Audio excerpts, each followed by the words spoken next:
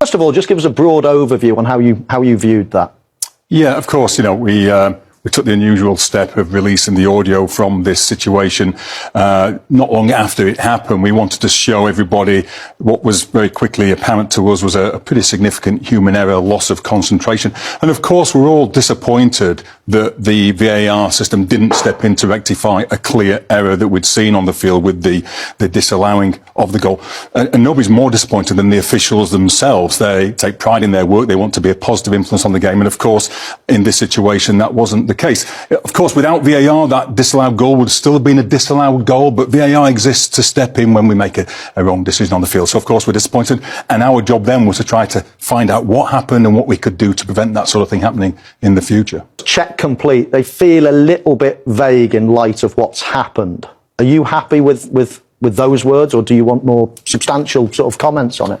Yeah, we know that human error can happen in all walks of life, and it happened here. One of the things that we have to do is put things in place to ensure that should we have a human error, it doesn't have the damage impact that we saw on this occasion. So one of the things that this has brought in sharp focus is the need to reiterate some of those communication protocols that are really valuable in VAR to prevent this type of thing happening. So we want the on-field referee to communicate to the VAR what the on-field decision is very clearly, and then the VAR to go back to the referee and acknowledge that they've heard that properly. The VAR goes through the process then of checking the situation, giving clear direction to the replay operator to get the right angles, speaking to the assistant VAR as they're going through that as well, so that the assistant VAR can be another check and balance, if you like. And then before communicating to the field, speaking to the AVAR to say what their intended direction of travel is going to be. Then at that moment, not just saying check complete, because what are you check completing? Saying check complete, goal confirmed. In this case, check complete, offside confirmed. And then that's another trigger, obviously, to the on-field officials that they're going in the wrong direction. So we've put quite a lot of steps in place to ensure that the error that we saw in that important game doesn't happen again. Lots of people I've spoken to after the event said, OK, well, the ball went out again 30 seconds later. Yeah. Why can't the referee? It's an exceptional circumstance. It's not a standard VAR mistake, let's say, a subjective decision. This is a massive one.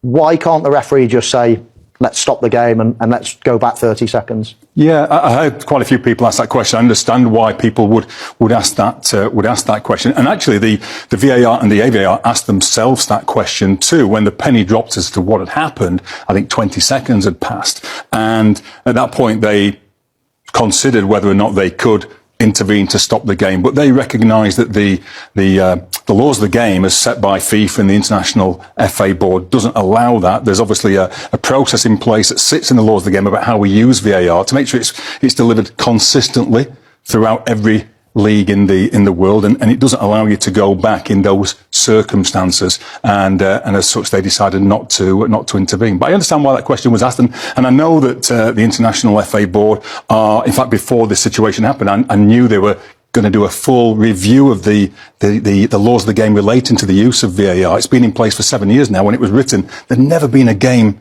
utilising VAR anywhere in the world. They put a protocol in place, and it served the game really well.